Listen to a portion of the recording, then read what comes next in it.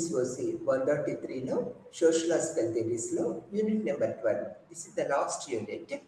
Society, class and solidarity గురించి మనం చెప్పుకున్నాం. సొసైటీ, క్లాస్ అండ్ సాలిడారిటీ అంటే సొసైటీ అంటే సమాజము, క్లాస్ అంటే వర్గము లేక శ్రేణి అంటూ ఉంటాం. సాలిడారిటీ అంటే సంఘీభావం. దీని మీద మనకి Karl Marx, Weber and Durkheim and సామాజిక సిద్ధాంత శాస్త్రవేత్తలు ఏ విధంగా చెప్పారనేది మనం ఈరోజు చెప్పుకుందాం. This is the last unit, unit number 12 అనమాట ఇది. ఇప్పుడు మనము సొసైటీ గురించి, సమాజం గురించి చెప్పుకుంటాం. సమాజం గురించి చెప్పుకోవాలంటే సమాజము, సముదాయము, సంఘము, సంస్థలైన ప్రధాన భావనలు మనకు మానవుడు సృష్టించిన సముదాయములు, పరస్పర సంబంధాలు, వ్యక్తులు కలుపుతున్నట్లు తెలుసుకోవచ్చు. మనం అంటే సమాజం గురించి ఆ విధంగా నిర్వచించారు. సమాజము మానవుడు ఇతరులతో కలిసి ఉండే తత్వం కలిగి ఉంటాడు. సమాజంలో మానవుడు ఇతరులతో కలిసి మెలిసి ఉండే తత్వాన్ని ప్రతి ఒక్కళ్ళు కలిగి ఉంటారు అనమాట. అందుకే మానవుడు సంఘజీవి, ఒంటరిగా జీవించలేడు. ఒకవేళ అతను ఇతరులతో జీవించాలంటే కొన్ని అంగీకరించబడిన పద్ధతులు, ఇతర వ్యక్తులతో సర్దుకుపోవటం లాంటి వ్యవస్థీకృత జీవితము అవసరం ఏర్పడుతుంది కంపల్సరిగా. అంటే మానవుడు సంఘజీవి, ఇతరులతో మనం కలిసికట్టుగా ఉన్నట్లయితేనే సమాజంలో మనం కొనసాగబడుతూ ఉంటాం అనేది సమాజపరంగా మనకి వ్యక్తుల గురించి తెలిసిన విషయం. ఇతరులతో జీవించాలంటే మనిషి సామాజిక జీవితానికి కావలసిన నియమాలు పాటిస్తూ తనని తాను సంఘటితం చేసుకుంటూ ముందుకు వెళ్ళాలనేది మనం తెలుసుకుంటాం అనమాట. ఇక్కడికి వచ్చేటప్పటికి ప్రాకృతిక ప్రపంచానికి, సమాజ ప్రపంచానికి తేడా ఉందని, జంతు సమాజము, మానవ సమాజాలకు మధ్య తేడా సంస్కృతి మానవ సమాజాల్లో మాత్రమే ఉండటమని భావించారనమాట. ఈ అభిప్రాయాన్ని మార్క్స్, వెబర్ అభివృద్ధి పరిచి వర్సెంటైన్ అనే భావన ప్రవేశపెట్టారు. వర్సెంటైన్ అనే పరిశోధనా పద్ధతిలో సంస్కృతి పరిశీలించే వారు ఆయా సాంస్కృతిక సమూహాల్లోని వారి వలె కాకుండా తమ దృష్టితో పరిశీలిస్తూ ఉంటారనేది వెబర్ చెప్పారనమాట. పాజిటివిస్ట్ వర్సెంటైన్ ఉపగమనాలు ఆధునిక సమాజ శాస్త్రంలో పరిణామాత్మక, గుణాత్మక పద్ధతులుగా మారినాయని చెప్పుకోవచ్చు అనమాట. పరిణాత్మక సమాజ శాస్త్రము సంఖ్యాపరంగా సామాజిక దృగ్విషయాలను కొలుస్తూ ఉంటుందన్నమాట. గుణాత్మక సమాజ శాస్త్రము సామాజిక దృగ్విషయాలను అర్థం చేసుకోవడానికి ప్రయత్నిస్తూ ఉంటుంది. సామాజిక ప్రపంచాన్ని అర్థం చేసుకోవడం కోసము సమాజ శాస్త్రవేత్తలు ఈ రెండు పద్ధతుల్ని ఉపయోగిస్తూ వచ్చారనమాట. సమాజ శాస్త్రము ఒక విభాగంగా ఏర్పడటానికి అగస్ట్ కోమ్తో పాటు కృషి చేసిన సాంప్రదాయ సమాజ శాస్త్రవేత్తలు ఎమిలే దుర్ఖైమ్, కార్ల్ మార్క్స్, వెబర్ వీరందరూ విప్లవాల ఫలితంగా ఏర్పడిన మార్పులను పరిశీలించటమే కాక ఈ మార్పుల ఫలితాలను విశ్లేషించడానికి కావలసిన భావనలను, సిద్ధాంతాలను మనకు అందజేశారు. ఇప్పుడు సహజంగా సమాజ శాస్త్రంలో ఉన్న లక్షణాలను మనం ఈ విధంగా తెలుసుకోవచ్చు. సమాజం ఈ లక్షణాలను ప్రతి ఒక్క సమాజము ప్రపంచవ్యాప్తంగా ఈ సామాజిక లక్షణాలని కలిగి ఉంటుందనేది మనం చెప్పుకోవచ్చు. సమాజమును ప్రజలు కలిగి ఉండుట, సమాజంలో ప్రజలు ఒక సమూహంగా కలిసి ఉంటూ ఉంటారు. సామాజిక సంబంధాలు లేదా సామాజిక జీవనము ప్రజలు లేకుండా ఉండదు. సమాజ జనాభా నిర్వచించబడి భౌగోళిక ప్రాంతాన్ని ఆక్రమించబడి ఉంటుంది. సమాజము ప్రజలను కలిగి ఉండును అనేది మొదటి లక్షణంగా చెప్పుకుంటూ ఉంటాం. సమాజము ఒక ప్రజల సమూహము. దీనిలో ఒకరితో ఒకరు ఎడతెగని చర్యలు ఉండును అనమాట. ఇద్దరు లేక ఎక్కువ వ్యక్తుల మధ్య పరస్పర సన్నిహిత సంబంధాలు తెలుపుతున్నది. వ్యక్తులు ఒకరినొకరు ఆలోచనలు తెలుసుకోగల ప్రక్రియ. ఒక వ్యక్తి సమాజంలోని ఇతర సభ్యులతో సంబంధం ఉన్నంత కాలము ఇతడు సమాజ సభ్యుడు అనగా వ్యక్తులు ఇతర వ్యక్తులతో నిరంతరము సామాజిక చర్యలతో కలిగి ఉంటారు. సామాజిక చర్యలు పరస్పర అవగాహన, పరస్పర స్పందన ఉన్నందున అది ప్రాసెసింగ్ ఆ విధంగా ఉండదు. ఈ విధంగా పరస్పర చర్యలు, పరస్పర అవగాహన తప్పనిసరిగా సమాజ సభ్యుల మధ్య ఏర్పడబడి ఉంటుంది అనమాట. సమాజము ఏకరూపతపై ఆధారపడదు. సమాజము పోలికల ఆవశ్యకతను, ఏకరూపత, కొంతవరకు ఆలోచనలు, పోలికలు ఉన్న వారి మధ్య ఉంటుంది. అనగా వారి అవసరాలు, విధులు, లక్ష్యములు, భావాలు, విలువలు, జీవితం పట్ల అర్థం, వీటికి సంబంధించిన పోలికలు కలిగి ఉంటారు అన్నమాట. ఒకవేళ సమాజము ఆలోచనలు, పోలికలు ఉన్నవారైతే వారి మధ్య సామాజిక సంబంధాలు పరిమితంగా ఉండరు. విభేదాలు లేనిచో జీవితము విసుగు, అయిష్టతను కలిగించవచ్చు అన్నమాట. సహకారము, శ్రమ విభజన సమాజంలో కంపల్సరిగా మనం చూస్తూ ఉంటాం అన్నమాట. పోలికలు, విభేదాలు శ్రమ విభజనను సృష్టిస్తూ ఉంటాయి. ప్రతి భాగము లేదా సమూహము ఉమ్మడి పనిని ప్రత్యేకంగా విభజించటము శ్రమ విభజన చేస్తూ ఉంటారనమాట. ఉదాహరణకు తీసుకున్నట్లయితే ఇంట్లో వివిధ కుటుంబ సభ్యుల మధ్య పని విభజన, సహకారము వలన శ్రమ విభజన సాధ్యపడుతూ ఉంటుందన్నమాట. ఇష్టాలు, కోరికలు ఉమ్మడి కృషి వల్ల తీర్చబడుతూ ఉంటాయి ఈ శ్రమ విభజన వల్ల.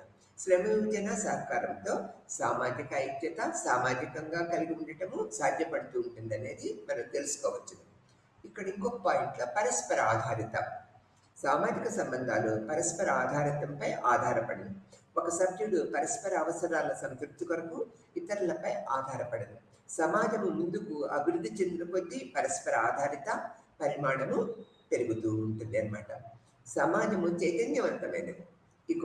ఇక్కడ మనము సమాజం చైతన్యవంతమైనది చెప్పుకోవడంలో సమాజము స్థిరమైనది కాదు, నిరంతరము గతిశీలత చెందుతూ ఉంటుంది అన్నమాట. అది చైతన్యవంతమైనది. సమాజము మారుతూ ఉంటుంది, నిరంతరంగా మారుతూ ఉంటుంది అన్నమాట. కాలానుగుణ్యంగా అవసరాలు మారుతున్న కొద్దీ సమాజం కూడా మారుతూ ఉంటుంది అనేది మనకు తెలిసిన విషయం. సామాజిక నియంత్రణ తమ సభ్యుల ప్రవర్తనలో నియంత్రించడానికి సమాజము తన పద్ధతులు, సాధనాలు కలిగి ఉంటూ ఉంటుంది అన్నమాట. ప్రజల ప్రవర్తన, క్రియలకు నియంత్రించుట అవసరం. సమాజంలో ఎన్నో నియమ, అనీత నియంత్రణ సాధనాలు కలిగి ఉంటుంది అన్నమాట.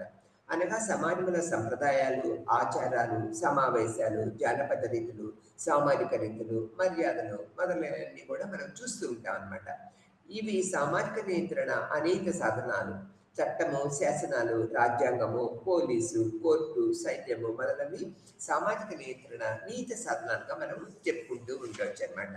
ఈ విధమైన పద్ధతులతో వచ్చేటప్పటికీ ఇక్కడ మనము అనేక అంటే మనకి marks vapour and Karl marks వీళ్ళు ఏ విధంగా చెప్పారు, దుర్ఖాయము ఏ విధంగా చెప్పారు సమాజం గురించి అన్నట్లయితే ఇక్కడ ఎమ్మెల్యే దుర్ఖాయం చూసుకున్నట్లయితే ఎమ్మెల్యే దుర్ఖాయము సామాజిక శాస్త్రాన్ని ఎక్కువ ప్రభావితం చేసిన ఫ్రెంచ్ సామాజిక శాస్త్రజ్ఞుడిగా మనకు తెలిసిన విషయమే. దుర్ఖాయము తన సమాజ అధ్యయనంలో సమాజం మొత్తము యూనిట్లుగా అధ్యయనం చేయాలని నొక్కి వక్కాడించారు. రాజకీయ, మత, కుటుంబ వ్యవస్థల సమాజ భాగాల కంటే సమాజం ఎక్కువైనదిగా ఆయన భావించారు. ఇక్కడ చూడండి, రాజకీయ, మత, కుటుంబ వ్యవస్థలు సమాజ భాగాల కంటే సమాజం ఎక్కువైందని దుర్ఖాయము భావించారనమాట. ఆయన ప్రధాన ధ్యేయంగా ఇక్కడ సమాజ అధ్యయనానికి వ్యక్తి కంటే సమూహము లేక సమాజము ఒక ప్రధాన ధ్యేయంగా ఆయన ఎంచుకున్నారు. వెబెర్ దుర్ఖాయము వ్యక్తి చర్యలు, వ్యక్తి చర్య, అనుభూతి, ఆలోచన మొదలైనవి సమూహ ప్రతీక్షణలు, శాసనాలు, ఆచారాలకు ప్రతిరూపాలుగా ఎమ్మెల్యే దృక్పథం చెప్పారనమాట. ఆత్మహత్య రేట్లు ఒక సమూహం నుంచి మరొక సమూహానికి స్థిరముగా మారుతూ ఉంటాయని ఆయన చూపించారనమాట. ఆత్మహత్య చర్య సామాజిక ప్రభావానికి లోబడి ఉంటుందని, ఏ ఒక్కరికి సంబంధించిన వైయక్తిక చర్య కాదని ఆయన నిరూపించారు. ఆయన ముఖ్యంగా అనుభవ దత్తాంశ స్వీకరించి సమాజానికి సంబంధించిన శాస్త్రీయ సామాజిక అధ్యయనానికి ఎంతో కృషి చేశారనేది ఎమ్మెల్యే గురించి మనం చెప్పుకోవచ్చు. ఇక్కడ మనము నెక్స్ట్ ప్రముఖ సామాజిక శాస్త్రవేత్త కార్ల్ మార్క్స్ ఏం చెప్పారంటే సమాజం గురించి, ఇక్కడ మార్క్స్ సామాజిక శాస్త్రజ్ఞుడు కాకపోయినప్పటికీ ఆయన భావన సామాజిక శాస్త్రం మీద గొప్ప ప్రభావం కలిగి ఉంటుంది. ఆయన భావన సమాజ శాస్త్రాభివృద్ధికి ఎంతో మేలు చేకూర్చింది. ఆయన ప్రజ్ఞావంతంగా తత్వశాస్త్రము, అర్థశాస్త్రము, రాజనీతి శాస్త్రము, చరిత్ర వంటి విషయాల్లో అనేక రచనలు చేశారు. ఆయన కృషి ఫలితంగా Communist Manifesto, Das Kapital, Poverties of Philosophy మొదలైనవి ప్రధానంగా మనం చెప్పుకోవచ్చు. ఆయన కృషి సామాజిక పరిస్థితులకు ఎంతో ప్రధానమైనదిగా మనం భావించగలుగుతాం. అందువల్ల లోతైన సామాజిక అధ్యయనం చేసిన సామాజిక తత్వవేత్తల్లో మార్క్స్ కూడా ఒకరిగా మనం చెప్పుకోక తప్పదు. సమాజం ఎలా సంఘటితం అవుతుంది, ఎలా మార్పుకు లోనవుతుంది అనే విషయాల గురించి మార్క్స్ పరిశీలించారు. ఆర్థిక నిర్ధారణవాదాన్ని ఆయన బాగా విశ్వసించారనమాట. మార్క్స్ ప్రకారము సమాజ ఆర్థిక వ్యవస్థ స్వరూపాన్ని, సమస్యలను, సాంస్కృతిక విలువలను, విశ్వాసాలను నిర్ధారిస్తుందనేది మార్క్స్ చెప్పారు. అన్ని వస్తువులు ఉత్పత్తి విధానము, వస్తువులను ఉత్పత్తి చేసే శక్తులు, ఉత్పత్తి సాధనాలు యజమానుల సంబంధాల వల్ల సామాజిక ఏర్పాటు నిర్ధారితమవుతాయని ఆయన వాదించారు. ఇంకా సామాజిక వర్గాల గురించి మార్క్స్ ఉద్దేశాలు ఈ విధంగా ఉన్నాయి. స్థలీకరణ సమాజ శాస్త్రానికి ప్రధానంగా దోహదపడ్డాయి. సంపదకు సంబంధించిన అసమాన పంపిణీ, వర్గ నిర్ధారణలు సమాజ అంతర్నిహిత గుణాలతో ఆయన గమనించారు. ఆ గుణాలే సమాజంలో వైరుధ్యానికి మూలంగా ఆయన చెప్పారు. అంటే కన్ఫ్లిక్ట్ మూలమని ఆయన చెప్పారు. ఈ వైరుధ్యాల ఫలితమే విప్లవాత్మకమైన సామాజిక మార్పు, సామాజిక వైరుధ్యాల ఫలితమే విప్లవము అనివార్యము అని మార్క్స్ భావించారన్నమాట. ఈ విధంగా సమాజ లోపాలే సృష్టించబడిన ఇట్లాంటి పరిస్థితుల నుంచి ఉద్భవించే నూతన సామాజిక స్వరూపాలను మనం చూడవచ్చు అనేది మార్క్స్ ఈ విధంగా సమాజం గురించి మనకు చెప్పారనేది చెప్పక తప్పదు. తర్వాత ఇక్కడ చూసినట్టు మార్క్స్ వెబర్ని మనం తీసుకున్నట్లయితే ఇక్కడ సమాజం గురించి మార్క్స్ వెబర్ సామాజిక శాస్త్రం ఏ విధంగా చెప్పారో మనం ఇక్కడ తెలుసుకోవచ్చు. మార్క్స్ వెబర్ జర్మనీకి చెందిన సామాజిక శాస్త్రవేత్త, లౌకిక రాజకీయ ఆర్థికవేత్త. కానీ సమాజ శాస్త్ర ప్రభావితం చేశాడు. అనేక రకాల విషయాల్లో సమాజాన్ని ప్రభావితం చేశాడు అనేది మార్క్స్ వెబర్ గురించి మనం చెప్పక తప్పదన్నమాట. సమాజ శాస్త్రాన్ని కాక చరిత్ర, తత్వశాస్త్రము, మానవ శాస్త్రము, ఆర్థిక శాస్త్రము, రాజకీయ శాస్త్రాలను కూడా ప్రభావితం వెబర్ చేశారు. ఈయన రాసిన ప్రసిద్ధ గ్రంథము the Protestant ethics and spirit of the క్యాపిటలిజంలో ప్రొటెస్టెంట్ నైతిక విలువలు వ్యక్తులు లౌకిక ప్రపంచంలో పనిచేసేటట్లు ప్రభావం చూపాయని వెబర్ తెలిపారు. వారు తమ స్వంత వర్తక వ్యాపారాలను అభివృద్ధి చేసుకున్నారు. ధనాన్ని వృద్ధి చేసుకుని పెట్టుబడి పెట్టడానికి సంసిద్ధులయ్యారు. ఈ విధంగా వెబర్ పెట్టుబడిదారీ విధానం ఆవిర్భావాన్ని నమ్మాడనమాట. ఆదర్శవాదంపై తనకున్న నమ్మకంతో ఉద్యోగ సామ్యము, హేతుబద్ధీకరణలో శక్తి, అధికారము, ఆసక్తిని అభివృద్ధి చేసుకున్నారు వెబర్. కొన్ని ప్రత్యేక సామాజిక సందర్భాలలో వ్యక్తుల చర్యలను కూడా అధ్యయనం చేశాడు. కేవలం మానవుల ప్రవర్తన గురించి నివేదించడానికి సమాజ శాస్త్రము పరిమితం కాక అతన్ని అర్థం చేసుకోవడంపై దృష్టి కేంద్రీకరిస్తుందని, మానవుని చర్యలను, ఆత్మాశ్రయ వ్యాఖ్యానాలను, అర్థాలను, అతి ముఖ్యమైన అంశాలని వెబర్ ఈ యొక్క సమాజ శాస్త్ర పరిధిలో వివరించారన్నమాట.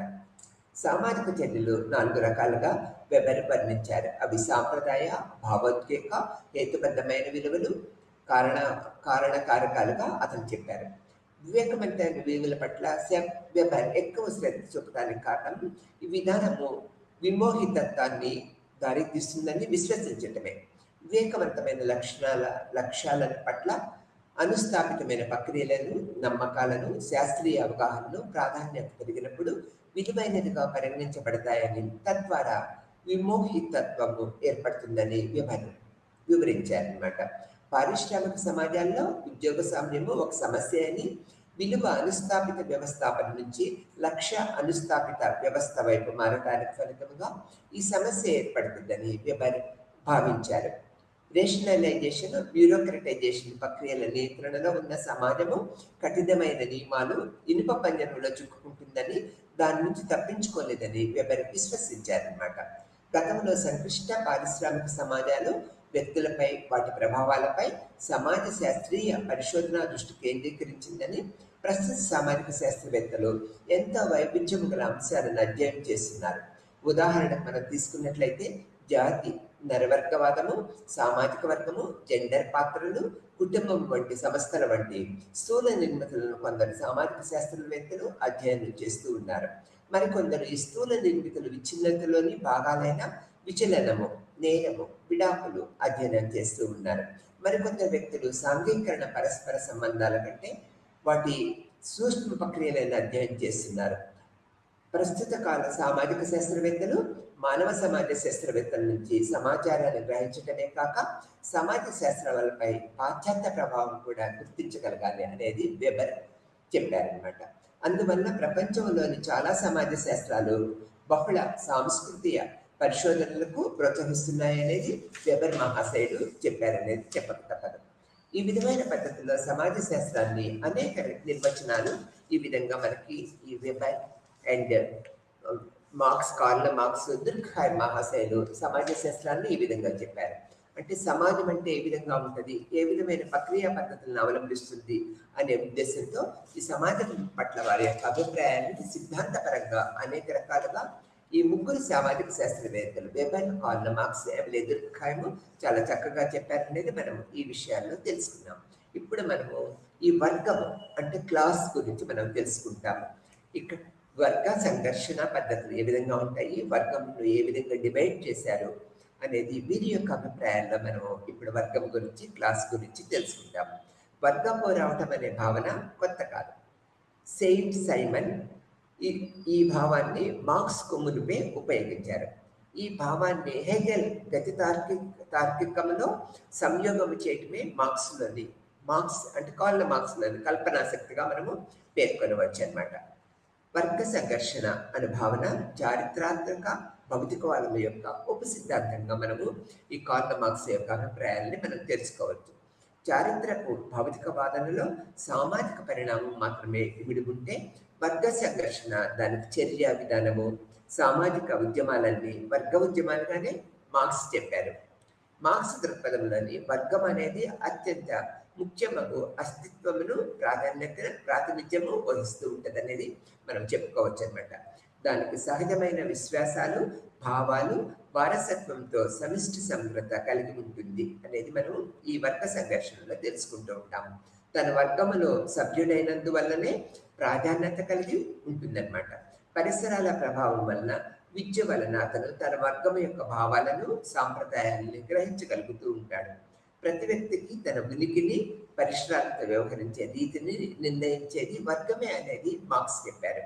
మానవుల మధ్య గల ఆర్థిక సంబంధాలే ఆర్థిక వర్గాలుగా ఘనీభవించాయనేది, అవే మానవ గతితాత్మిక పరిమాణంలో వాదము, ప్రతివాదముగా ఉన్నాయనేది కార్ల్ మార్క్స్ చెప్పారనమాట.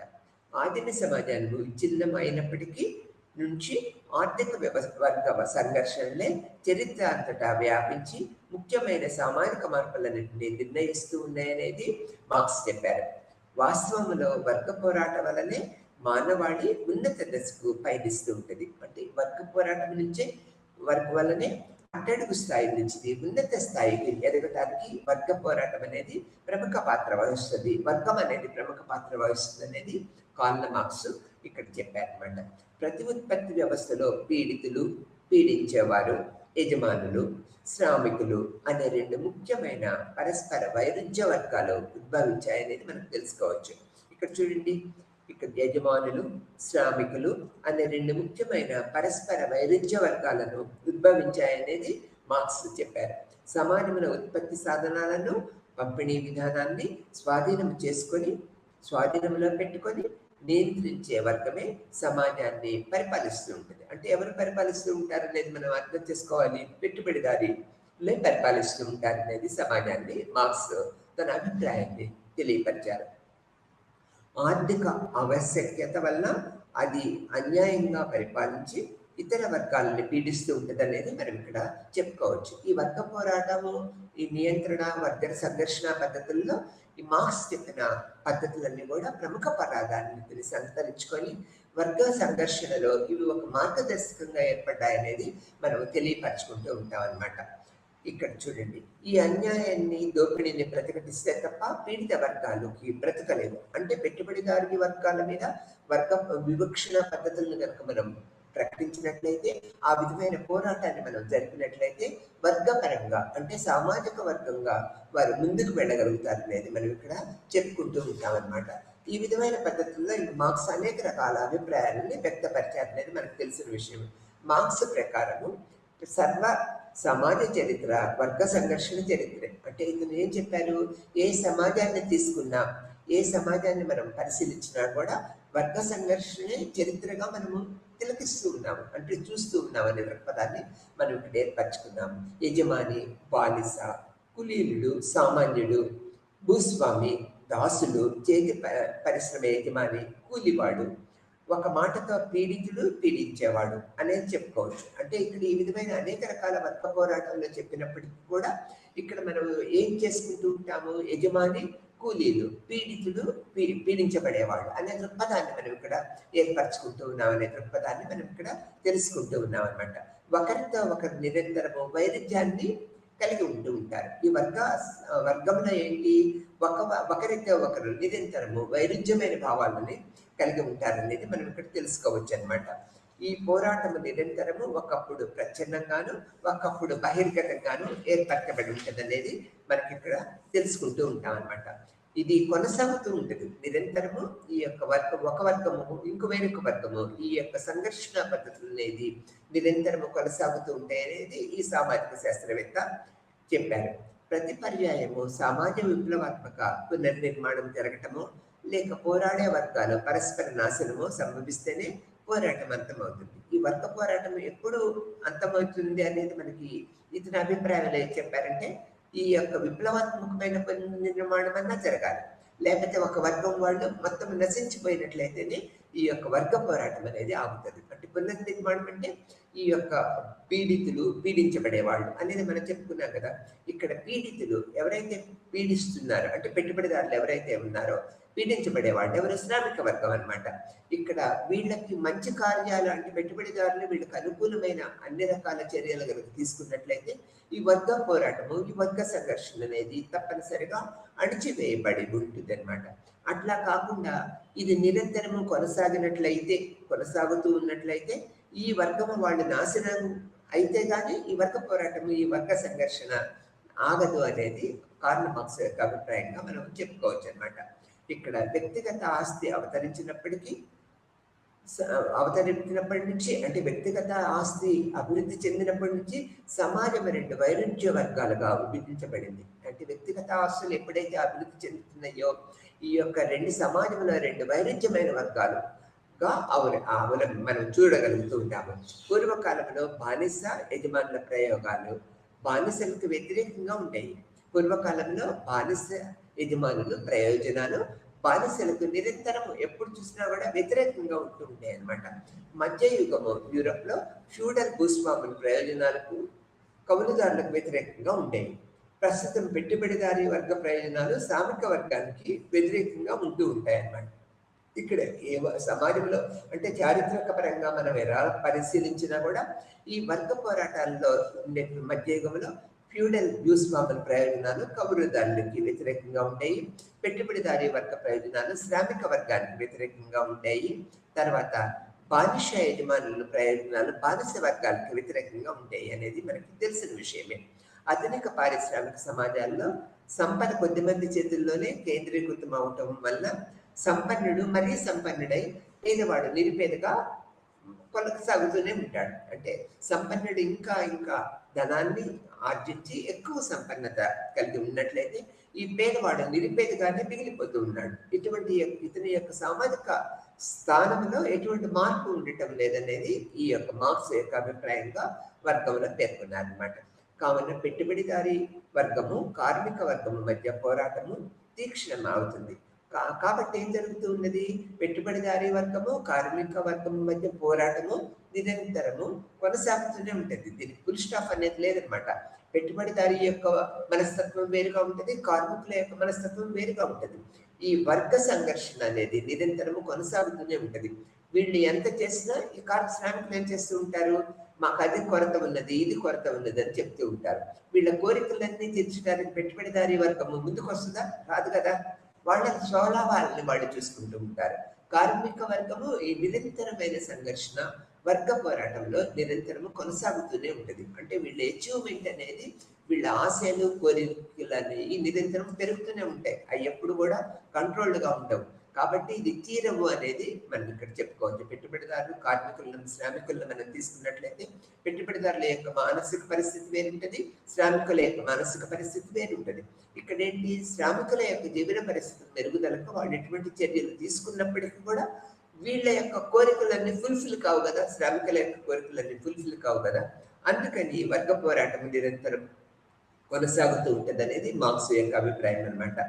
భావ పెట్టుబడి వ్యవస్థ కొద్ది మంది చేతుల్లోనే కేంద్రీకృత అవటం వలన సామాజిక విప్లవము అనివార్యము. అప్పుడు శ్రామిక వర్గము సన్నిహితంగా విస్తృతంగా సమీకృతం అవుతూ ఉంటుంది అనమాట. శ్రామికులు దోపిడీ తీవ్రమగుట వల్ల శ్రామిక వర్గము ఇక్కడ ఏం జరుగుతూ ఉంటుంది? విజృంభించి వర్గ పోరాటాన్ని తీవ్రతరం చేస్తూ ఉంటుంది అనమాట, పెంచుతూ ఉంటుంది అనేది మనం ఇక్కడ చెప్పుకోవచ్చు. అంటే పెట్టుబడిదారుల యొక్క ఆలోచన పరిధి వేరుగా ఉంటుంది, శ్రామిక వర్గం యొక్క ఆలోచన పరిధి కూడా వేరుగా ఉంటుంది అనమాట. అందుకని ఈ దోపిడీ తీవ్రం అవటం వల్ల అంటే పెట్టుబడిదారుల యొక్క దోపిడీ వ్యవస్థ తీవ్రం అవటం వల్ల ఈ శ్రామిక వర్గము నిరంతరము సంఘర్షణ మార్గాన్ని ఎంచుకోవటం వల్ల ఈ వర్గ పోరాటం అనేది పెరుగుతూ ఉంటుంది, కానీ ఎక్కడ కూడా సమస్య తగ్గదు అనేది మార్క్స్ యొక్క అభిప్రాయం అనమాట. చిట్ట చివరికి శ్రామిక వర్గము అతిశయించిన పెట్టుబడి వ్యవస్థను కూలదోసి ఉత్పత్తి సాధనాలను స్వాధీనపరచుకుంటుంది.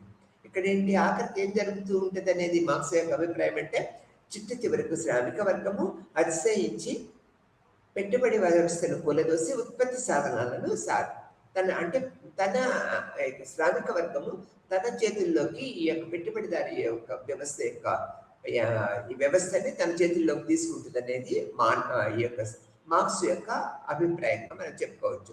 సంఖ్యాబలం వలన ధర్మ పోరాటమగుట వలన శ్రామిక వర్గము విజయము తథ్యము అనేది మనకు తెలిసేవాడు.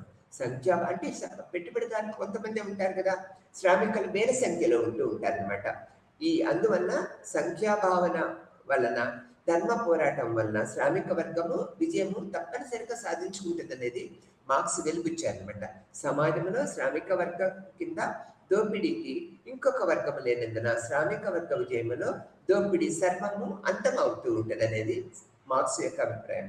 శ్రామిక వర్గ విజయంతో సర్వ మానవాళి విముక్తి కలుగుతుంది అనేది మార్క్స్ తన యొక్క అభిప్రాయాన్ని ఇక్కడ మనకు చెప్పారు.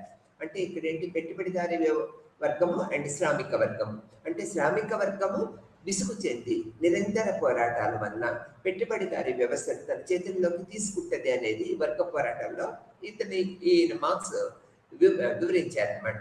శ్రామిక వర్గ విజయంతో సర్వమానవాళి విముక్తి కలుగుతుంది. అప్పుడే ప్రపంచవ్యాప్తంగా పెట్టుబడిదారి వ్యవస్థ శ్రామిక వర్గం చేతుల్లోకి రావడం వల్ల ఈ వర్గ పోరాటం అనేది అణిచివేయబడుతుంది అనేది మనకి ఇక్కడ చెప్పుకుంటూ ఉన్నాం. ఇక్కడికి వచ్చేటప్పటి శ్రామిక వర్గం యొక్క నియంత్రత్వం ఏ విధంగా ఉంటుంది అనేది వర్గంలో ఏ విధంగా చెప్పుకుంటున్నాం. పాలక వర్గము తీవ్రమైన పోరాటం లేకుండానే సుఖ సంతోషాలన్న అధికారాన్ని మొదలదు. చావటానికి ఇష్టపడిన వర్గాన్ని అంతం చేయటానికి శ్రామిక వర్గము భీభత్సము ఒక ఆయుధమని ఇతని యొక్క అభిప్రాయం అనమాట. విప్లవ ఫలితాలను సంరక్షించుకుంటా శ్రామిక వర్గ నియంతృత్వాన్ని స్థాపించాలి. శ్రామిక వర్గ నియంతృత్వము బూర్జువా నియంతృత్వానికి ప్రతివాదనే అనేది వీరి యొక్క భావన. అది ప్రజాభిప్రాయములకు లోబడి ఎన్నికైన సంఘాల ద్వారా అధికారమును అమలు చేస్తూ ఉంటుంది అనేది ఇక్కడ చెప్పుకోవచ్చు అనమాట. ఇక్కడ చూడండి, అది పెట్టుబడిదారీ సమాజంలోని అవాస్తవమైన ప్రజాస్వామిక నుంచి వాస్తవమైన ప్రజాస్వామిక సామ్యవాద సమాజానికి పరివర్తన తెస్తుంది అనేది తన భావనగా చెప్పుకున్నారు. శ్రామిక వర్గ నియంత్రణమే పాలక వర్గంగా వ్యవస్థీకృతమైన శ్రామిక వర్గంగా మనం చెప్పుకోవచ్చు అనేది ఇక్కడ చెప్తూ ఉన్నాము. ఇక్కడ మనం చూసినట్లయితే ఈ విధమైన పద్ధతుల్లో ఇతని యొక్క కార్ల్ మార్క్స్ యొక్క భావనలో రాజ్యరహిత సమాజం అనేది ఒక ప్రముఖ పాత్రగా మనం చెప్పుకోవచ్చు. బూర్జువా వర్గాన్ని పూర్తిగా రద్దు చేసి విప్లవ ప్రతిఘాత ప్రమాదం అదృశ్యమైనప్పుడు రాజ్యము తన అస్తిత్వాన్ని కోల్పోయింది. మార్క్స్ పరిభాషలో రాజ్యం రాలిపోతుంది అనేది అతని భావన. ప్రజల యొక్క స్వేచ్ఛ సమాజంలో స్వచ్ఛందంగా సాంఘిక జీవన సూత్రాలను అనుసరిస్తూ ఉంటారన్నమాట. రాజ్యము పరిమాణ క్రమంలో ఒక దశలో ఆవిర్భించుతుంది. అధికారంలో ఉన్న వర్గానికి ఆయుధంగాను ఇతర వర్గాలను అణిచివేస్తుంది. వర్గరహిత సమాజం ఏర్పడినప్పుడే రాజ్యము అంతమవుతూ ఉంటుంది అనమాట. దాన్ని రద్దు చేయడం లేదు. అయితే అది వాడిపోయిన సమసిపోవును. రాజ్యస్థానమును పరిపాలనా యంత్రాలు స్వీకరించి ఉత్పత్తి సాధనాలను నియంత్రించి నిర్వహించబడుతూ ఉంటాయనేది మార్క్స్ యొక్క అభిప్రాయంగా మనం ఇక్కడ చెప్పుకోవచ్చు అనమాట. ఈ విధంగా మార్క్స్ వర్గము యొక్క పరిస్థితిని అతి చక్కగా మనకి శ్రామిక వర్గము అండ్ పెట్టుబడిదారి వర్గాల మీద అతి చక్కగా మనకు చెప్పారనేది మనం ఇక్కడ చెప్పుకోవచ్చు. ఇక్కడ వర్గ పోరాటము, విప్లవము అండ్ సామాజిక పరివర్తన. ఇక్కడ వర్గము నిరంతరము సంఘర్షణ పద్ధతులను అవలంబించడము, వర్గ పోరాటం చేయవల్ల విప్లవము సామాజిక పరివర్తన ఏ విధంగా ఏర్పడుతుంది అనేది మనం ఇక్కడ చెప్పుకోవచ్చు అనమాట. పెట్టుబడిదారీ విధానము ఉత్పత్తిని సామాజికము చేసినందువల్ల, సంఘటితం చేసినందువల్ల కార్మిక వర్గము చైతన్యము పెంచుకునే అవకాశం తప్పనిసరిగా కలుగుతున్నది అనేది వీరి యొక్క అభిప్రాయం. తాము ఒక వర్గం అన్న సృహ, తమ ప్రయోజనాల పరిరక్షణకు పోరాడాలన్న సృహ ఈ యొక్క వర్గాల్లో పెరుగుతూ ఉంటాయన్నమాట. బానిస సమాజం నాటి నుంచి సమాజంలోని వర్గాలు ఉన్నప్పటికీ, ఏదో ఒక స్థాయిలో వర్గాల మధ్య సంఘర్షణ ఉన్నప్పటికీ, పెట్టుబడిదారీ సమాజంలో వర్గ పోరాటానికి స్పష్టత, అనివార్యత తప్పనిసరిగా వస్తాయన్నమాట. పెట్టుబడిదారీ సమాజంలో వర్గ విభజన నిశ్చితంగా జరుగుతూ ఉంటుంది. అంటే ఒక నిశ్చితమైన పద్ధతుల్లో జరుగుతూ ఉంటుంది అనేది వీరి యొక్క అభిప్రాయం. కేవలం ఉత్పత్తిని సంఘటితము చేసినంత మాత్రాన్ని సామాజిక వర్గాల అభివృద్ధి పూర్తి కాదని, ప్రజా బాహుళ్య భౌతికంగా విభజన జరగవలసి ఉంటుందని, ఆర్థిక ఫలితాల పంపిణీ విషయంలో పదే పదే సంఘర్షణ జరగవలసి ఉంటుందని, తద్వారా వర్గ చైతన్యం పెంపొందించవలసి ఉంటుందని మార్క్స్ తన అభిప్రాయాన్ని వ్యక్తపరిచారు. పెట్టుబడిదారీ సమాజంలో అన్ని పరిస్థితులు సాధ్యమవుతాయనేది తను చెప్పారు. ఇక్కడ చూడండి, కేవలం ఉత్పత్తిని సంఘటితం చేసినంత మాత్రానే సామాజిక వర్గాల అభివృద్ధి పూర్తిగా కాదని, ప్రజా బాహుళ్య భౌతికంగా విభజన జరగవలసి ఉంటుందని, ఆర్థిక ఫలితాల పంపిణీ విషయంలో పదే పదే సంఘర్షణ జరగవలసి ఉంటుందని, తద్వారా వర్గ చైతన్యము పెంపొందించవలసి ఉంటుందని మార్క్స్ అభిప్రాయపడ్డారనమాట. ఈ పరిస్థితులన్నీ కూడా పెట్టుబడిదారీ సమాజంలో ఈ అన్ని పరిస్థితులు సాధ్యమవుతాయనేది మార్క్స్ వెల్లడించారు. ఈ విధంగా వర్గ విభజన జరిగినప్పుడే అది కేవలము ఉత్పత్తి సాధనాలతో సంబంధం మీద మాత్రమే నిర్ణయించబడుతుంది అనేది తెలుసుకున్నాం అనమాట.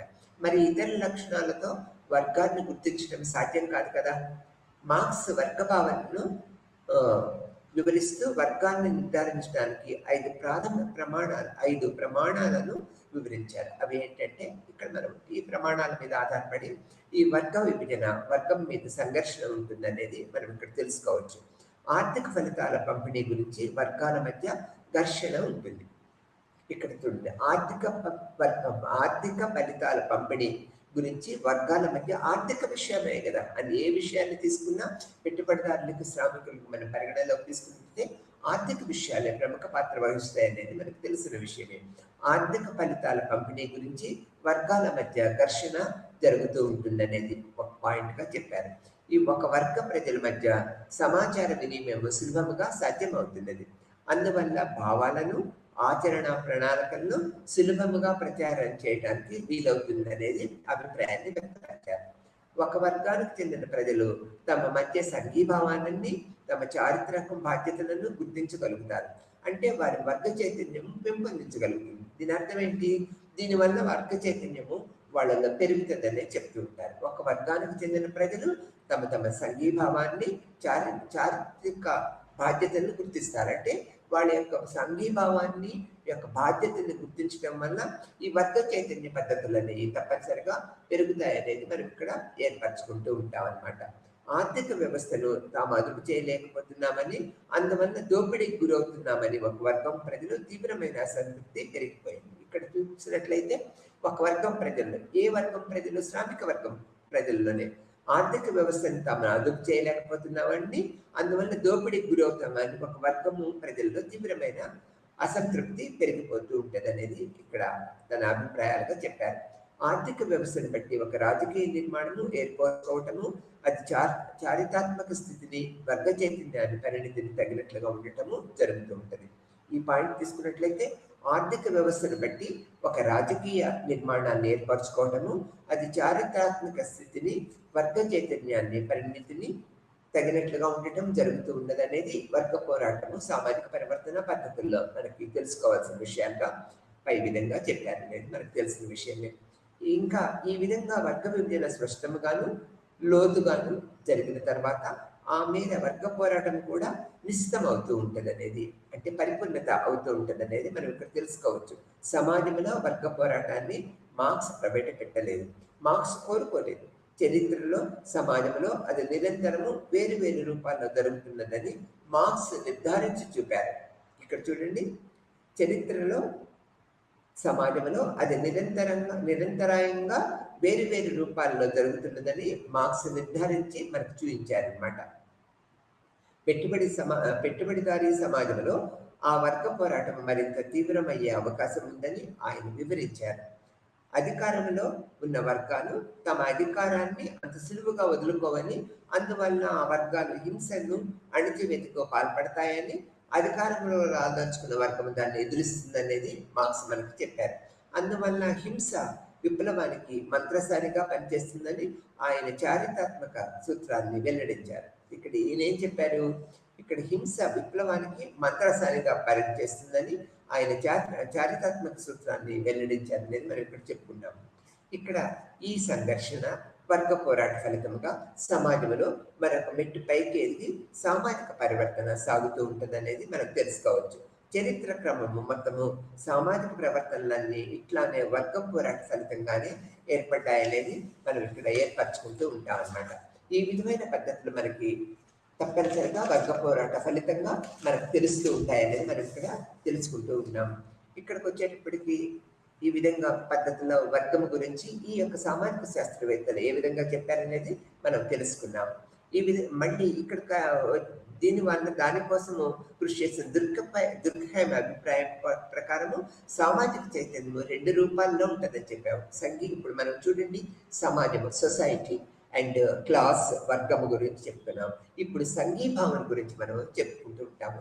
సంఘీభావం అంటే ఏంటి అనేది, దానిలో ఉన్న రకాలు ఏ విధంగా ఉంటాయి అనేది ఈ యొక్క Durkheim, Durkheim, Marx Weber and Karl Marx ఏ విధంగా చెప్పారనేది మనము ఈ విషయాల్లో మనం తెలుసుకోవచ్చు అన్నమాట.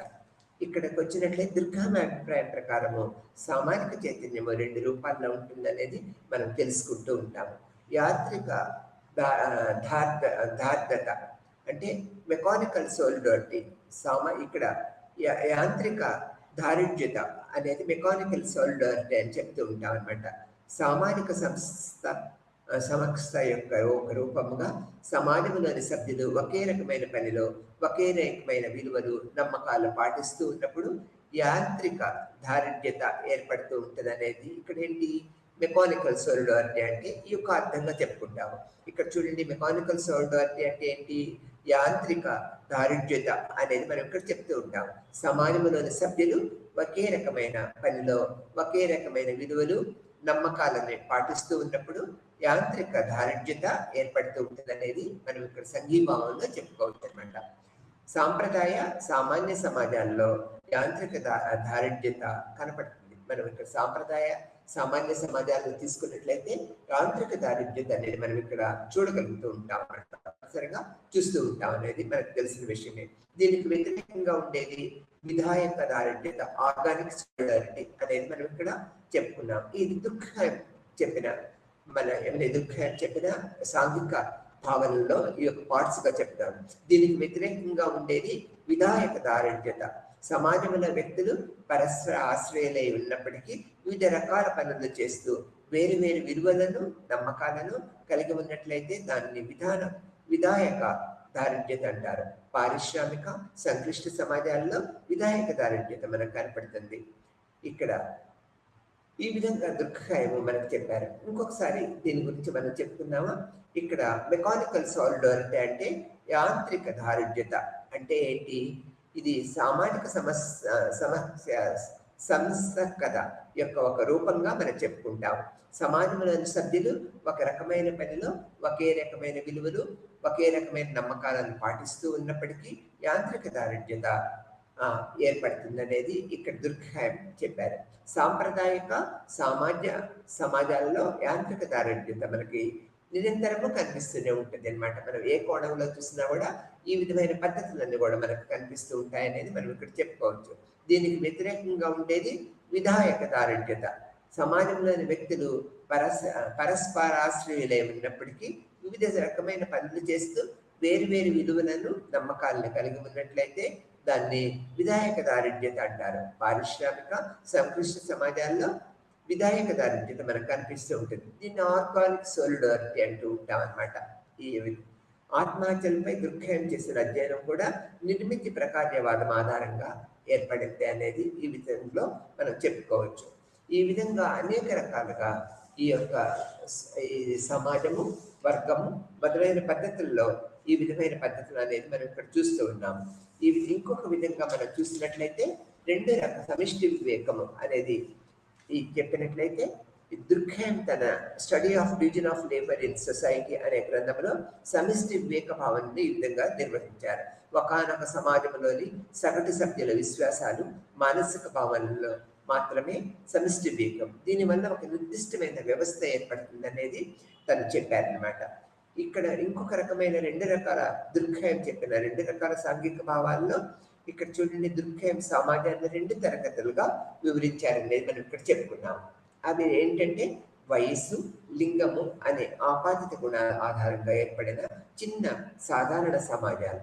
ఇవేంటి 2 ప్రధాన తరగతులుగా వివరించారు దుర్ఖేమ్ సమాజాలను.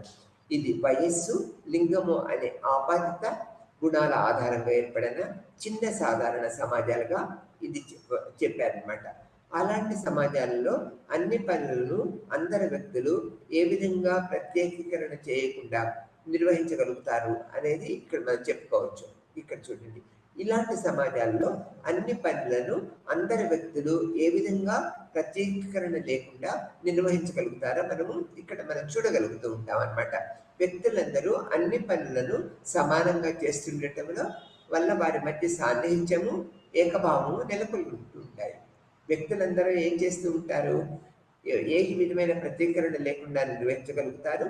ఆ తర్వాత అన్ని పనులు అందరి వ్యక్తులు ఏ విధమైన ప్రత్యేకరణ లేకుండా నిర్వహించగలుగుతారు. వ్యక్తులందరూ అన్ని పనులు సమానంగా చేస్తుండటం వల్ల వారి మధ్య సాన్నిహిత్యము, ఏకతా భావన తప్పనిసరిగా డెవలప్ అవుతూ ఉంటాయి అనేది ఇక్కడ తెలుసుకోవచ్చు. ఈ విధమైన ఏకతా భావం వల్ల ఇలాంటి సమాజంలో సాంఘిక భావనము సాధ్యమవుతూ ఉంటుంది. ఈ విధమైన ఏకతా భావం వల్ల ఇలాంటి సమాజాల్లో సాంఘిక భావము సాధ్యమవుతూ ఉంటుంది అనేది ఈ యొక్క సాంఘిక భావన ప్రక్రియ పద్ధతుల్లో మనం తెలుసుకుంటూ ఉన్నాం అన్నమాట. ఈ రకమైన సాంఘిక భావాన్ని దుర్ఖేమ్ యాంత్రిక సాంఘిక భావం అన్నారు. కారణము సదృశమైన భావాలు కలిసిమెలిసి ఉండటం వల్లనే ఈ రకమైన సాంఘిక భావము ఏర్పడుతుంది అనేది దుర్ఖేమ్ చెప్పారు. అలాంటి సమాజాల్లో శ్రమ విభజన స్వల్పాతి స్వల్పంగా ఉంటుంది. ఇక్కడ ఏంటి, ఈ విధమైన భావనల్లో ఈ శ్రమ విభజన అనేది ఈ సమాజాల్లో స్వల్పాతి స్వల్పం అతి తక్కువగా ఉంటుంది అనేది పేర్కొన్నారు. ఇక్కడ ఈ రెండో మనం తీసుకున్నట్లయితే భారీ పారిశ్రామిక సమాజాలు. ఈ భారీ పారిశ్రామిక సమాజాలు ఏ విధంగా ఉంటాయి? ఈ సమాజాల్లో వ్యక్తులు నిర్వహించే బాధ్యతలను భిన్న రీతిలో ఉంటూ ఉంటాయి. ఈ భారీ పారిశ్రామిక సమాజాల్లో వ్యక్తులు అనేక రకాల పనులు చేస్తూ ఉంటారు. అనేక రకాల పనులు ఏంటి? ఈ సమాజాల్లో వ్యక్తులు నిర్వహించే బాధ్యతలు భిన్న రీతుల్లో, అనేక రకాల మార్గాల్లో, అనేక రకాల రీతుల్లో ఉంటాయనేది ఇక్కడ చెప్పుకున్నాం అనమాట. అందువల్లనే సమాజంలోని అన్ని భాగాలు స్పష్టముగా పరస్పరంగా భిన్నంగా కనిపిస్తూ ఉంటాయి. అందువల్లనే సమాజంలో అన్ని భావాలు స్పష్టముగా పరస్పర భిన్నంగా మనం చూడగలుగుతూ ఉంటాం అన్నమాట. ప్రతి భాగము ప్రత్యేకమైన పాక్షిక స్వభావంలో ఉండటం వలన అవి పరస్పరము స్వతంత్రంగా ఉంటాయి. ఇక్కడ భారీ పారిశ్రామిక సమాజాలు ఆ విషయాలకు వచ్చేటప్పటికీ మనకి ఇక్కడ ఏం చెప్పారు అన్నట్లయితే, ఈ సమాజంలో వ్యక్తులు నిర్వహించే బాధ్యతలు భిన్న రీతుల్లో ఉంటూ ఉంటాయి. అందువల్లనే సమాజంలోని అన్ని భాగాలు స్పష్టంగా పరస్పరంగా భిన్నంగా ఉంటాయనేది మనం ఇక్కడ తెలుసుకోవచ్చు అన్నమాట. ప్రతి భాగము ప్రత్యేకమైన పాక్షిక రూపాల్లో ఉండటం వల్ల అవి అన్ని పరస్పరము స్వతంత్రంగా ఉంటాయనేది మనం ఇక్కడ తెలుసుకోవచ్చు. ఇక్కడ చూడండి, ప్రతి భాగము ప్రత్యేకమైన పాక్షిక స్వభావంతో ఉండటం వల్ల అవి పరస్పరము స్వతంత్రమైన భావాలు కలిగి ఉంటాయనేది మనం ఇక్కడ సాంఘిక భావన ప్రక్రియలో మనం తెలుసుకోవచ్చు. అలాంటి సమాజాలలోని సాంఘిక భావనాన్ని దుర్ఖేమ్ జైవిక సాంఘిక భావము అసదృశ్య భావాల మధ్య పరస్పర జైవిక ఆధారంగా ఉండటం వల్ల ఈ విధమైన సాంఘిక భావం జైవిక సాంఘిక భావం అని దుర్ఖేమ్ పేర్కొన్నారు. అలాంటి సమాజాలలో ప్రాథమిక సమాజాలలో శ్రమ విభజన అత్యున్నత స్థాయిగా ఉంటుందనేది ఇక్కడ మనం తెలుసుకోవచ్చు. ఇక్కడ చూడండి, ఈ యొక్క భావన అలాంటి సమాజాల్లో అంటే పర్టికులర్గా పారిశ్రామిక సమాజాల్లోని శ్రమ విభజన అత్యున్నతమైన స్థానంలో ఉంటుందనేది ఈ యొక్క సామాజిక శాస్త్రవేత్త మనకు తెలియపరిచారు. యాంత్రిక సాంఘిక భావన ఆధారంగా ఏర్పడిన సమాజాలు అంశిక స్వభావం కలగదు. ఇక్కడ చూడండి, ఈ యాంత్రిక సాంఘిక భావం ఆధారంగా ఏర్పడిన కుటుంబాలు అంశిక సామాజిక స్వభావం కలిగిగా మనం చెప్పుకుంటూ ఉన్నాం అన్నమాట. ఈ సమాజాల్లో వివిధ అంశాల మధ్య పరస్పర ఆధారితము కలిగి ఉండటము, అలాంటి సమాజాల్లో అల్ప జనాభా ఉండటము, భౌతిక నైతిక సాంద్రత అల్ప స్థాయిలో ఉండటము మనకి కనిపిస్తూ ఉంటుంది. ఇక్కడ ఇంకొకసారి చెప్పుకుందామా? ఈ యాంత్రిక సాంఘిక భావం ఆధారంగా ఏర్పడిన సమాజము అంశిక స్వభావం కలిగిగా మనం చెప్పుకోవచ్చు అన్నమాట. ఈ సమాజంలో వివిధ అంశాల మధ్య పరస్పర ఆధారితము కల్పించటమే ఇలాంటి సమాజాల్లో అల్ప జనాభా ఉండటము, భౌతిక నైతిక సాంద్రత అల్ప స్థాయిలో ఉండటము మనము చూస్తూ ఉంటాం అన్నమాట. ఇటువంటి సమాజంలో సమిష్టి వివేకము సర్వవ్యాప్తమై ఉంటూ అందరి సభ్యులు వ్యక్తిగత వివేకాన్ని ముదుపు మరుగుపరిచే శక్తి కలిగి ఉంటుందన్నమాట. ఇక్కడ ఏంటి, సర్వవ్యాప్తంగా ఉంటూ అందరి సభ్యులు వ్యక్తిగత వివేకాన్ని కూడా మరుగుపరిచేంత శక్తివంతంగా ఉంటుందనేది మనం ఇక్కడ ఈ యాంత్రిక సాంఘిక భావంలో వీరి యొక్క అభిప్రాయాన్ని మనం తెలుసుకుంటూ ఉంటాం. అంతేకాక ఏది వైయక్తికము, ఏది కాదు అనేది కూడా మనం ఇక్కడ పరిశీలించుకుంటూ ఉంటాం అన్నమాట. ఏది సమిష్టి వివేకము స్పష్టంగా తెలుసుకునేంతగా రెండు మిళితమై ఉంటాయి అనేది మనం ఇక్కడ చెప్పుకోవచ్చు అనమాట. సమిష్టి వివేకములో ప్రధానాంశము మతపరమైనది. ఇక్కడ చూడండి, సమిష్టి వివేకంలో ప్రధానాంశము మతపరమైనది. దానికి కారణమా మతం అనే సామూహిక జీవితం అంతా, మతం అనే సామాజిక జీవితం అంతా వ్యాపించి ఉండి ఒక శక్తివంతమైన ప్రభావము సమిష్టి వివేకము నిర్దిష్ట రూపంలో ఉంటూ స్థానిక పరిస్థితులు, నరవర్గము, వాతావరణ ప్రత్యేక లక్షణాలతో ముడిపడి ఉంటాయన్నమాట.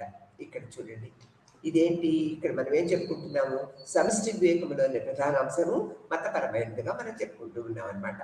దానికి కారణము మతం అనే సామాజిక జీవితం అంతా వ్యాపించి ఉండే ఒక శక్తివంతమైన ప్రభావం కలిగి ఉంటుంది అనేది చెప్తూ ఉన్నాము. సమిష్టి వివేకము నిర్దిష్ట రూపంలో ఉంటూ స్థానిక పరిస్థితులు, నరవర్గము, వాతావరణ ప్రత్యేక లక్షణాలతో ముడిపడి ఉంటుంది అనేది మనకు తెలిసిన విషయమే. ఉదాహరణకు తీసుకున్నట్లయితే ఒక మృగము, ఒక వృక్షము లేదా ఒక ప్రకృతి శక్తి మొదలైన వాటితో ప్రత్యక్ష సంబంధము కలిగి ఉండేదాన్నే సమిష్టి వివేకంగా మనము ఇక్కడ చెప్పుకుంటూ ఉంటాం అన్నమాట. ఈ విధమైన భావాలన్నీ కూడా ఈ సామాజిక శాస్త్రవేత్తలు ఈ విధంగా మనకి తెలియపరిచారనేది మనకి ఇక్కడ తెలుసుకుంటున్న విషయంగా మనం చెప్పుకోవచ్చు. యాంత్రిక సాంఘిక భావం వల్ల వ్యవస్థలో న్యాయ సూత్రాలు, చట్టాల అణచివేత, శిక్ష ప్రధాన లక్షణాలను కలిగి ఉంటాయి. ఇక్కడ చూడండి, యాంత్రిక సాంఘిక భావన గురించి మనం ముందు చెప్పుకున్నాము. ఇక్కడ యాంత్రిక సాంఘిక భావన గల వ్యవస్థలో న్యాయ సూత్రాలు, చట్టాలు అణచివేత, శిక్ష ప్రధాన లక్షణాలను కలిగి ఉంటాయనేది మనం ఇక్కడ తప్పనిసరిగా గ్రహించవలసిన విషయం అన్నమాట. నేరస్తులను బాధించటము, నేరము మరొక మారు జరగకుండా అణచివేయటమే ప్రధాన లక్ష్యంగా ఈ యొక్క యాంత్రిక సాంఘిక భావంలో ఉద్దేశంగా మనం చెప్పుకోవచ్చు. నేరస్తులను బాధించడం కానీ నేరం మరొకసారి జరగకుండా అణచివేయటమే దీని యొక్క యాంత్రిక సాంఘిక భావంలో ప్రధాన లక్ష్యం. నేరాలు సమాజంలో నిరంతరం పెరిగిపోతూ ఉంటాయి అన్నమాట. వీటిని క్రమబద్ధం చేయడం ఒకనొక పరిస్థితుల్లో మనకు అనుకూలంగా ఉండదు అనమాట. అటువంటిప్పుడు నేరస్తులను బాధించటము, తర్వాత నేరం మరొకసారి జరగకుండా అణచివేసే ప్రక్రియలు ఈ యొక్క యాంత్రిక సాంఘిక భావంలో ప్రధాన లక్షణాలుగా మనం చెప్పుకోవచ్చు అనేది ఇక్కడ మనకు తెలిసిన విషయమే. సమిష్టి వివేకానికి విఘాతం కలిగించే ప్రవర్తనను నేరంగా దుర్ఖాయం భావించారు. ఇక్కడ చూడండి, సమిష్టి వివేకానికి విఘాతం కలిగించే ప్రవర్తనను నేరంగా దుర్ఖాయం భావించారు. అంటే సమిష్టి వివేకానికి ఈ యొక్క విఘాతం కలిగించే ప్రవర్తనే నేరముగా ఈ యొక్క దుర్ఖాయం సామాజిక శాస్త్రవేత్త భావించారన్నమాట. అంటే సమిష్టి వివేకాన్ని ఎదిరించే ఏ చర్య అయినా నేరమే. అంటే ఈ విధమైన ఏ చర్య ఏం చేసినా కూడా సాంఘికంగా సంఘర్షణ ఏర్పడే ఒక పద్ధతిగా ఉంటుందనేది చెప్తాడు. అంటే సమిష్టి వివేకాన్ని ఎదిరించే ఏ చర్య, అంటే మనం ఎదిరించే ఏ చర్య అయినా నేరంగా పరిగణించవచ్చు అనేది దుర్ఖాయం ఈ యొక్క సాంఘిక భావనలో వెలువరించారు. అందువల్ల దాన్ని అణిచివేయడానికి ప్రయత్నించడం జరుగుతూ ఉంటుంది. ఈ నిరంతరం ఏం జరుగుతూ ఉంటుంది, ఇది ఒక నేరం అనేది మనం భావించినప్పుడు దాన్ని ప్రతి క్షణము అణిచివేయటానికి ప్రయత్నిస్తూ ఉంటాం అనేది మనం ఇక్కడ చెప్పుకోవచ్చు అనమాట.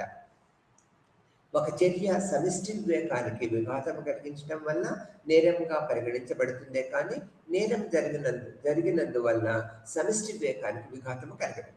ఇక్కడ చూడండి, ఈ భావన చాలా వినూత్నంగా లేదా, ఒక చర్య సమిష్టి వివేకానికి విఘాతం కలిగించడం వల్ల నేరంగా పరిగణించబడుతుందే కానీ నేరం జరిగినందువల్ల సమిష్టి వివేకానికి విఘాతం కలిగినది కాదు అనేది ఆ భావన ఇందుట్లో కనపరిచారు. ఒక చర్య నేరమైనందువల్ల నిందార్హరం కాదు, మనం చేసిన పని నేరమైనందువల్ల నింద చేయడానికి వీలు లేదు అనేది చెప్తారు. ఆ చర్య నిందార్హం కావటం వల్లే దాన్ని నేరముగా పరిగణించము పడుతుంది. ఆ చర్య అనేది నిందార్హము కావటం వల్లే దాన్ని నేరముగా పరిగణించబడి జరుగుతూ ఉంటుంది అనేది మనం ఇక్కడ తెలుసుకుంటూ ఉంటాం అనమాట. జనాభా తెలుపుకుంటాము. ఈ విధంగా జరగటం వల్ల నేరం జరిగినందువల్ల సమిష్టి వివేకానికి విఘాతం కలగదు. ఒక చర్య నేరమైనందువల్ల నిందార్హతము కాదు. ఆ చర్య నిందార్హతం కావటం వల్ల దాన్ని నేరముగా పరిగణించడము జరుగుతూ ఉంటుందని దుర్గహేమ భావనగా మనం యాంత్రిక సాంఘిక భావనలో తెలుసుకుంటూ ఉంటాం అనమాట. జనాభా పరిమాణము పెరిగే కొద్దీ భౌతిక, నైతిక సాంద్రతలు పెరుగుతూ ఉంటాయి. ఇక్కడ జనాభా పెరిగిన కొద్దీ భౌతిక, నైతిక సాంద్రతలు పెరుగుతూ ఉంటాయి. సమాజపరంగా అవి పెరుగుతూనే ఉంటాయి. ఒక స్థాయికి తీసుకువెళ్తూ ఉంటాయి అన్నమాట. అయితే జనాభా పరిమాణము సాంద్రత పెరిగినందువలన ఉత్పన్నమయ్యే అవసరాలను శ్రమ విభజన ద్వారా శాంతియుత మార్గంలో తీర్చుకోవచ్చని దుర్గహేము భావించారు. ఇక్కడ ఇంకొకటి చూడండి, ఇక్కడ శ్రమ విభజన ద్వారా శాంతియుత మార్గంలో తీర్చుకోవాల్సిన దాన్ని దుర్గహేమ భావించారు. అట్లానే అధిక శ్రమ విభజన జైవిక సాంఘిక భావనాన్ని దారితీస్తూ ఉంటుంది. అయితే జైవిక సంఘీభావం పెరుగుదలతో సమిష్టి వివేకము అనేది తగ్గుముఖం పడుతూ ఉంటుంది. సమాజంలో శ్రమ విభజన ప్రత్యేకరణ మారిన కొద్దీ సమిష్టి వివేకము పాత్రకు తగ్గుతూ వస్తూ ఉంటుంది అనేది మనం ఇక్కడ తెలుసుకోవచ్చు. అటువంటి పరిస్థితుల్లో వ్యక్తులు స్వతంత్రముగా మారటము, వారి పరస్పర ఆధారతను గుర్తించడం చేస్తూ ఉంటాయి. అవి తాము ఒకరిపై ఒకరు ఆధారపడటము అనే భావన సమాజంలో సాంఘిక భావనకి తోడ్పడుతూ ఉంటుంది అనేది దుర్గహేమ చెప్పారు. ఇది చూడండి, మళ్ళీ ఇంకొకసారి చెప్పుకుందామా? ఇక్కడ చూడండి, అయితే జైవిక సాంఘిక భావము పెరుగుదలతో సమిష్టి వివేకం అనేది తగ్గుముఖం పడుతూ ఉంటుంది అనేది మనం ఇక్కడ తెలుసుకుంటాము. సమాజంలో శ్రమ విభజన ప్రత్యేకరణ మారిన కొద్దీ సమిష్టి వివేకము పాత్ర తగ్గుతూ వస్తూ ఉంటుంది అనేది మనం ఇక్కడ తెలుసుకోవాలి. ఇటువంటి పరిస్థితుల్లో వ్యక్తులు స్వతంత్రముగా మారటము, వారి పరస్పర ఆధారతను గుర్తించడము చేస్తూ ఉంటారు. ఇలా తాము ఒకరిపై ఒకరు ఆధారపడటము అనే భావన సమాజంలో సాంఘిక భావనకి తోడ్పడుతూ ఉంటుంది అనేది మనం ఇక్కడ చెప్పుకోవచ్చు అనమాట. దుర్గహేమ ఇంకా ఏం చెప్పారంటే, న్యాయ సూత్రాలు, చట్టాలు కూడా శిక్షా ప్రధానంగా కాకుండా ప్రత్యర్పణ ప్రధానంగా మారుతూ ఉంటాయని చెప్పారు. చూడండి, ఇక్కడ చూడండి, చట్టాలు, న్యాయ సూత్రాలు శిక్షా ప్రధానం కాకుండా ప్రత్యర్పణ ప్రధానంగా మారుతూ ఉంటాయనేది దుర్గహేమ చెప్పారు. అణచివేత నియమాల మాదిరిగా నేరాన్ని శిక్షించటము, బాధ కలిగించడం కాక నష్టపరిహార నియమాలు యథాస్థితిని ఏర్పడటానికి ప్రయత్నిస్తూ ఉంటాయి. అంతేకాక ఈ విధమైన నియమాల పాలన వివిధ రకాల సంస్థలు, ట్రిబ్యునళ్ళు, కౌన్సిళ్ళు, అధికారులు వంటి అనేకం ఇంకా నియంత్రణ పద్ధతుల్లో మనకు కనిపిస్తూ ఉంటాయి. ఇక్కడ చూడండి, బాధ కలిగించడం కాక నష్టపరిహార నియమాలు యథాస్థితిని ఏర్పరచడానికి ప్రయత్నిస్తూ ఉంటాయనేది మనం ఇక్కడ చెప్పుకోవచ్చు. అంతేకాక ఈ విధమైన నియమాలు పాలనకు వివిధ రకాల సంస్థలు, ట్రిబ్యునళ్ళు, కౌన్సిళ్ళు, అధికారులు వంటి అనేకంగా ఉంటూ ఉంటాయి. ఇవన్నీ యాంత్రిక సాంఘిక భావనానికి మళ్ళీ యొక్క సాలిడారిటీ, ఇక్కడ మనం ఏం చెప్పుకున్నాము, ఈ విధమైన పద్ధతుల వల్ల, ఈ యొక్క సాంఘిక భావన వల్ల మనకు అనేక రకాల ప్రత్యేకీకరణ పద్ధతుల వల్ల ఈ యొక్క పారిశ్రామిక సమాజాలు బాధ్యతలు భిన్న రీతులతో కలిగి ఉంటాయి. కాబట్టి ఈ యొక్క యాంత్రిక సాంఘిక భావన వల్ల ఈ యొక్క పెట్టుబడిదారుల వ్యవస్థ అండ్ శ్రామిక వర్గానికి మనం ఒక పెద్ద పీట వేసి వాళ్ళ యొక్క సమస్యల పరిష్కారానికి ఈ సాంఘిక భావన అనేది మనకు ఎంతో తోడ్పడుతూ ఉంటుంది అనేది మనం ఇక్కడ చెప్పుకోక తప్పదన్నమాట.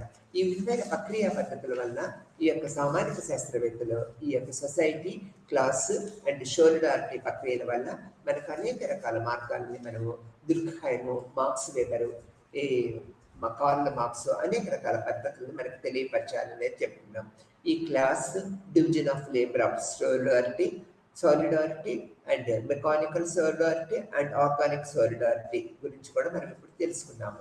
ఈ సమాజం అంటే ఏంటో తెలుసుకున్నాము, ఈ వర్గము యొక్క విలువలను తెలుసుకున్నాము. ఈ యొక్క సాంఘిక భావన ప్రక్రియల వల్ల ఈ mechanical solidarity and organic solidarity వల్ల వీళ్ళలో ఎటువంటి ఐక్యతా భావన పెంపొందించగలుగుతామనేది మనం తెలుసుకున్నాము. సామాన్యంలో ఏంటి, సామాజిక నియమాలను కట్టుబడి ఈ యొక్క సమాజంలో ఉన్న అన్ని వర్గాల వాళ్ళు, అన్ని సమాజాల వాళ్ళు ఒక పద్ధతిలో జీవిత విధానాన్ని కొనసాగించడానికి నియమ నిబంధనలు యొక్క నమ్మకాలు, ప్రమాణాలు, ఈ జీవిత అంటే మోరల్స్, ఇవన్నీ కూడా సామాజిక జీవితాన్ని క్రమబద్ధంగా ఏర్పరచడానికి వీలు కలుగుతూ ఉంటుంది అనేది ఈ సొసైటీ ప్రక్రియ పద్ధతుల్లో మనం ఈ యొక్క ముగ్గురు యొక్క సామాజిక శాస్త్రవేత్త భావన ప్రక్రియలను తెలుసుకున్నాము. తర్వాత వర్గము, ఇక్కడ వర్గములో ఏంటి, పని చేసేవాళ్ళు, పెట్టుబడిదారులు. ఈ వర్గాన్ని గురించి మనం ఈ విధంగా తెలుసుకుంటాం. పెట్టుబడిదారుల యొక్క నిరంతరమైన ఆపేక్ష ఏ విధంగా ఉంటుంది, తమ యొక్క ఆస్తిని పెంచుకోవటము, పెట్టుబడిని పెంచుకోవటము, లాభాలను ఎక్కువ ఏర్పరచుకోవటం అనేది మనం చూస్తూ ఉంటాం అనేది మనం తెలుసుకున్నాం అనమాట. ఈ యొక్క శ్రామికుల యొక్క ఆలోచన విధానము ఏ విధంగా ఉంటుంది అంటే, మనకి మిగులు విలువ అంటే వేతనానికి తగ్గ పని కన్నా ఎక్కువ పని చేస్తున్నాము, దానికి తగ్గ ప్రతిఫలం మనం పొందలేకపోతున్నాం అనేది ఈ వర్గంలో మనము తెలుసుకుంటూ ఉంటాం అనమాట. ఈ విధమైన ప్రక్రియ పద్ధతుల వల్ల నిరంతరము ఈ యొక్క యజమానులకి అండ్ ఈ కార్మిక వర్గానికి నిరంతరమైన సంఘర్షణ ఏర్పడుతూ ఉంటుంది అనేది వర్గంలో మనం అనేక రకాల ప్రక్రియ పద్ధతుల వల్ల తెలుసుకుంటూ ఉంటాము. ఈ విధమైన పద్ధతుల వల్ల నిరంతరము ఈ సంఘర్షణ పద్ధతులు, వర్గంలో ఉన్న సంఘర్షణ పద్ధతులను కనుక మనం చూసినట్లయితే ఈ యొక్క పెట్టుబడిదారుల యొక్క ఆస్తి హక్కు కనుక మనకు లేకపోయినట్లయితే పెట్టుబడి ఇంకెక్కువ లాభాన్ని సంపాదించాలని దృక్పథం వీళ్ళలో ఏర్పడదు. అంటే ఆస్తి హక్కు లేదనుకోండి, సంపాదించడం వల్ల ప్రయోజనమే ఉన్నది అనే దృక్పథంతో లాభాపేక్ష అనేది పెట్టుబడిదారులు తగ్గించుకుంటూ ఉంటారు. ఈ శ్రామిక వర్గము నిరంతరము ఇట్లా వర్గము విధంగా అంటే ఈ శ్రామిక వర్గము సంఘీభావాన్ని ఏర్పరచుకొని నిరంతరము పెట్టుబడిదారుల వర్గం మీద పోరాటం చేయటం వల్ల వాళ్ళ హక్కులను వీలైనంత వరకు సాధించుకోగలుగుతారు. మిగులు విలువలో ఎక్కువ ప్రతిఫలాన్ని వీళ్ళు పొందగలుగుతూ ఉంటారు. దీనివల్ల ఏంటి, వీళ్ళ యొక్క సామాజిక స్థితి మెరుగుపడుతుంది, వీళ్ళ యొక్క పద్ధతులు మెరుగుపడుతుంది, అంటే జీవన విధానం మెరుగుపడుతుంది. అంటే పెట్టుబడిదారు యాంత్రికీకరణ ప్రక్రియలు, ఈ యొక్క పారిశ్రామిక విప్లవం వల్ల ఈ పెట్టుబడిదారులు పెరుగుతూ ఉంటారు. ఈ పెట్టుబడిదారులేమో ఒక నెంబర్స్ ఉంటారు, ఈ యొక్క శ్రామిక శక్తి అనేది ఎక్కువ ఉంటారు, సమాజపరంగా ఎక్కువ కలిగి ఉంటూ ఉంటారు.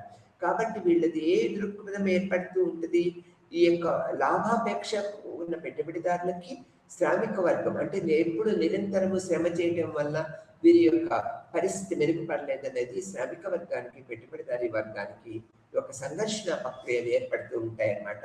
ఇక్కడ ఈ యొక్క సాలిడారిటీ పద్ధతి మనం తీసుకున్నట్లయితే, mechanical solidarity and organic solidarity మనం తీసుకున్నట్లయితే నిరంతరమైన సంఘర్షణ పద్ధతుల వల్ల ఇక్కడ మనకి ఏం జరుగుతూ ఉంటుంది, ఈ యొక్క నిరంతరమైన సంఘర్షణ ప్రక్రియ పద్ధతుల వల్ల పెట్టుబడిదారీ వ్యవస్థలోకి ఈ యొక్క శ్రామిక వర్గము పెట్టుబడిదారీ వ్యవస్థని వాళ్ళ ఆధీనంలోకి తెచ్చుకోవటం కానీ, లేకపోతే పెట్టుబడిదారీ వర్గంలో వీరు కూడా పార్టిసిపేట్ అంటే భాగస్వాములుగా చేయటం వల్ల వీళ్ళు ప్రత్యేకమైన హక్కును పొందగలుగుతారు, సామాజిక గౌరవాన్ని పొందగలుగుతారు. ఇది ఏ విధంగా ఎప్పుడు ఏర్పడుతుంది, ఈ యొక్క మెకానికల్ అండ్ ఆర్గానిక్ సాలిడారిటీ వల్ల, ఈ సంఘీభావాన్ని పెంచుకోవటం వల్లే సమాజంలో ఈ వర్గంలో ఒక సంఘీభావాన్ని పెరగటం వల్లే సామాజిక చైతన్యము, సామాజిక చైతన్యము పరివర్తన వల్ల సమాజంలో వీళ్ళ యొక్క స్థితి అంటే కార్మికుల యొక్క స్థితి, ఈ యొక్క కార్మిక వర్గం యొక్క స్థితి ఒక ప్రత్యేకమైన గౌరవాన్ని యొక్క స్థానాన్ని ఏర్పరచుకొని, సుస్థితిని ఏర్పరచుకొని సంఘర్షణ ప్రక్రియలకు దూరంగా ఉంటుంది అనేది మనం ఇక్కడ ఏర్పరచుకుంటూ ఉన్నాం అనేది తెలుస్తూ ఉన్నాం.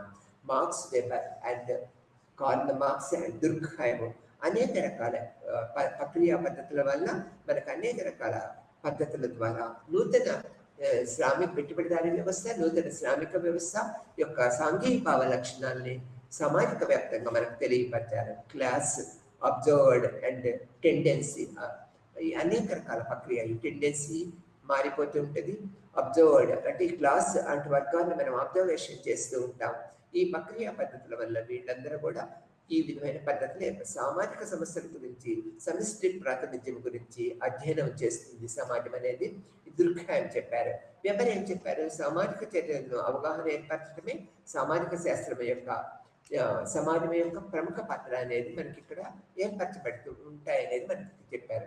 ఈ లెసన్లో మనకి సొసైటీ అండ్ క్లాస్ సాలిడారిటీలో కార్ల్ మార్క్స్, వెబర్, దుర్ఖైమ్ అనేక రకాల నూతన విషయాలు ఈ యొక్క సమాజము, వర్గము, సాంఘిక భావంలో ఒక నూతన చైతన్యాన్ని మనకు కలిగించి శ్రామిక వర్గము, పెట్టుబడిదారీ వర్గంలో సంఘర్షణ పద్ధతులు నివారించడానికి అనేక మార్గాలను మనకి ఏర్పరిచారు అనేది మనం ఇక్కడ తెలుసుకుంటూ ఉన్నాం అనమాట. ఈ విధమైన సంఘర్షణ పద్ధతులు కనుక మనం సమసిపోయినట్లయితే సమాజము చైతన్యవంతంగా ఉంటుంది. ప్రతి ఒక్క వర్గానికి న్యాయబద్ధమైన కోరికలను మనం ఏర్పరచగలుగుతాం అనేది ఈ యొక్క యూనిట్ నెంబర్ 12లో సొసైటీ, క్లాస్ అండ్ సోలిడారిటీలో మనము తెలుసుకోగలిగాం అనేది మనం ఈ యూనిట్లో తెలుసుకున్నాం. ఈ యూనిట్తో మనకి sociological theories last unit society, class and సోలిడారిటీలో అన్ని విషయాలు అంటే Marx Weber, Karl Marx and Durkheim యొక్క ప్రక్రియ పద్ధతులు, సామాజిక సిద్ధాంతాలని, సమాజము, వర్గము, సాంఘిక భావం వల్ల అనేక నూతన విషయాలు మనం తెలుసుకున్నాము.